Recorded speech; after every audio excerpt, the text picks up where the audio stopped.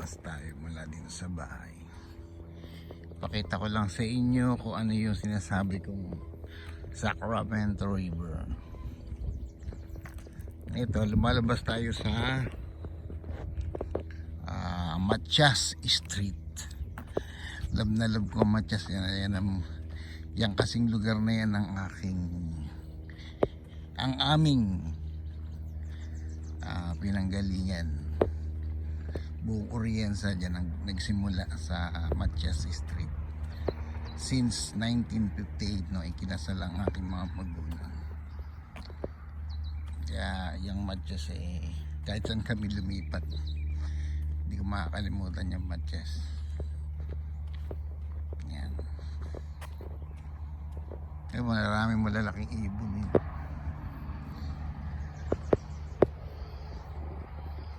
Maraming ibon dito. Kahit di ka mag-alaga eh.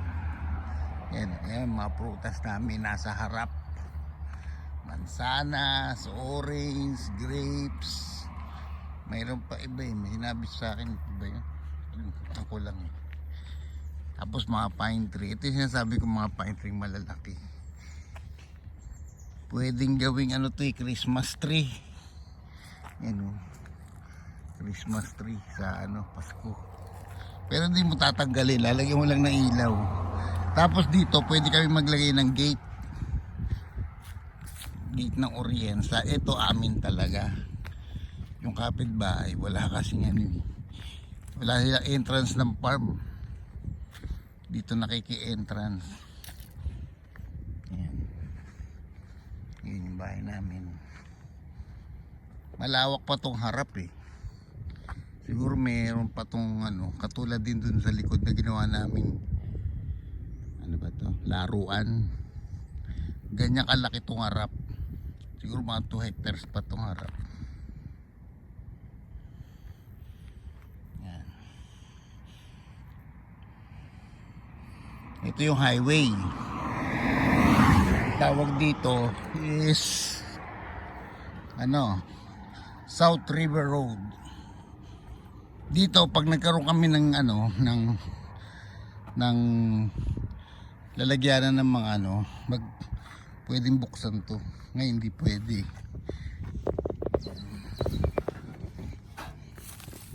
Hindi siya pwedeng buksan ngayon dahil may permit pa yan, although allowed. Kami naggumawa ng lalagyanan ng yate dyan. Yate, lalagyanan ng jet ski. Yan Sacramento. Yung kabila yan, kalsada din yan. Lumalabas itong kalsadang to is parang dike. So highway. Ang kagandahan dito sa amin, tabi kami ng highway. Hindi mahirap lumabas. Tapos yung kantong-kanto lang namin dyan, nandyan na lahat ng klase ng mga commercial building, mga mall, yung mga supermarket.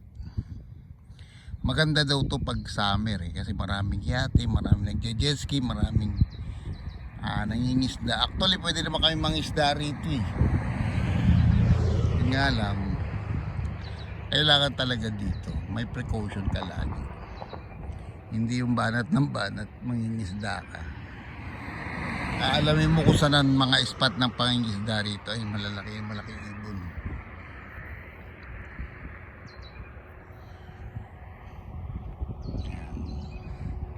Pinapakita ko sa inyo yung Sacramento River. Naharap ng bahay namin. Hindi na nakita yung bahay sa laki ng puno. Kasi ngayon spring. So yung mga dahon na yan malago. Kaya ang ingay ngayon dito, daming ibon. Kaya kasi sa sa mga puno tumitira eh. Maganda naman yun. Ganda tahimik.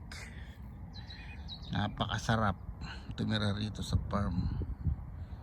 Tapos yung mga sasakyan dito hindi ganong karamihan. Kasi farm tong lugar namin. Bihira ang sasakyan dito. Kasi yung mga nakatira rin doon, farm din yan. Yung nakatira rin dito sa kabila, farm din yan. Puro farm. Pero kantong-kanto lang namin yung mga commercial. Diyan din sa kabila, farm din. Malalim pa tong ano to, Sacramento River. Ibig sabihin kung umulan ba dito, magbaha, malabo kasi yan. May mga gate din to na kapag may level to na pag tumaas, may mga bubuksan mga gate. At saka yung tubig na yan, libre yan. Nagagamit yan sa mga farming, kaya hindi rin kagad nag-uubos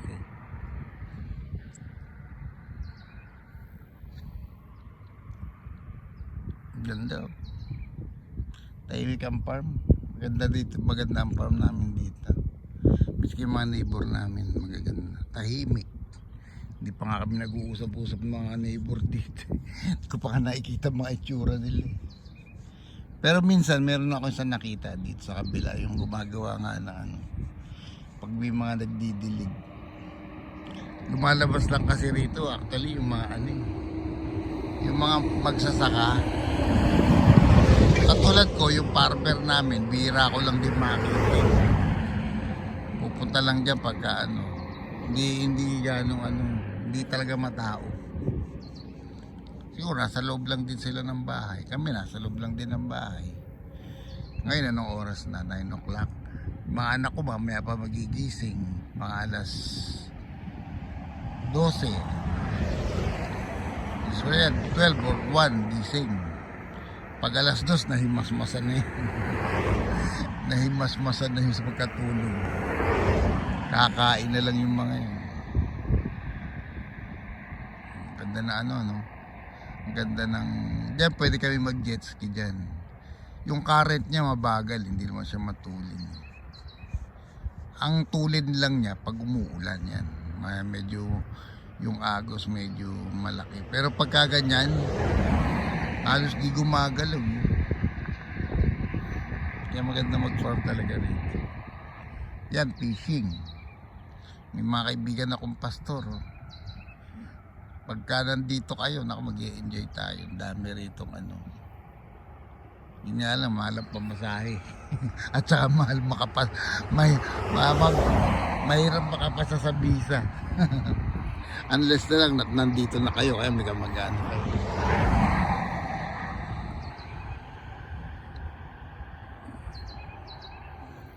Pero masarap ang ano, buhay farm. Tahimik, healthy, peace of mind. Yan. Malayo sa stress, malayo sa mga pollution, mga toxic. Para ako kano rito newborn. Dito marami ko naririnig nagmumotor. May mga grupo rito ng mga riders, pero never ako mag-ano, hindi ako sasabay. Mga ano yung iba syempre mahirap na. Mas mabuti na lang solo flight kaysa makikisali doon sa mga gang-gang dito. Marami rito kasi nagbumotor California to, maraming mga rider. Naririnig ko rito kada hapon matutulan din sila magpatakbo.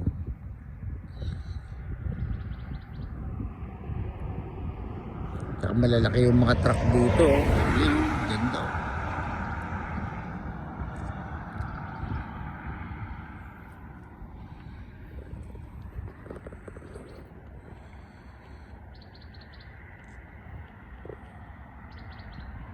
may sasakyan din sa kabila. Highway din yun Kung ito South River Road, sa kabila naman ay freeway ata, Freeport pala, hindi freeway. Iba yung freeway, highway yun Freeport Road, yung kabila. Tapos ito, yan, Sacramento River. Mahaba tong Sacramento River. Tapos dito, yan, magkabila yan. Kung may-ari dun sa kabila, pwede kayo maglagay ng sarili yung port. Port ng jet ski, port ng boat ng yacht. Hmm. Nasa inyo yan. Kasi part yan ng property nyo. Part ng property line yan. Hanggang dyan. Part ng property line.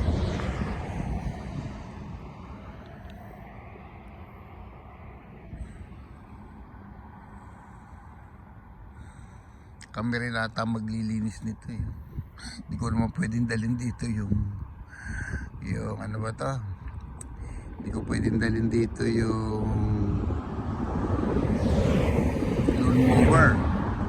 So madali lang dyan. Meron kaming cutter eh. Hinahawakan lang. Parang ikinakapit lang sa katawan para makontrol mo siya. Pero hindi pa ngayon. Pag may nakita na ako nag-cut dito, yan, sasabayan ko para may kasama ako. Kasi mga kapitbahay, magka-cut din sila, sarili nila yan eh. Ito, sarili na yun. Mula doon sa punong yun, hanggang sa punong po, yan ang boundary.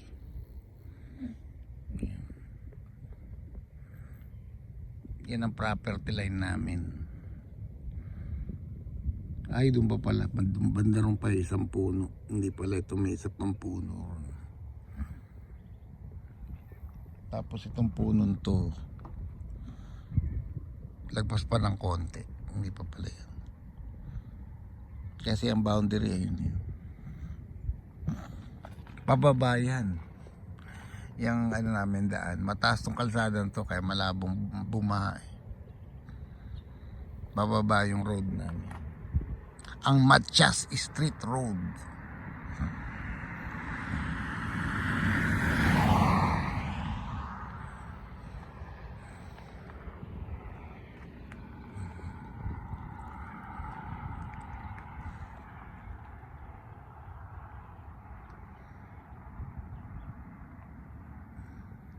Tahimik, wala ka halos marinig na ano. Ibon lang. Yung mga sasakyan naman dito, ang lalaki ng pagitan.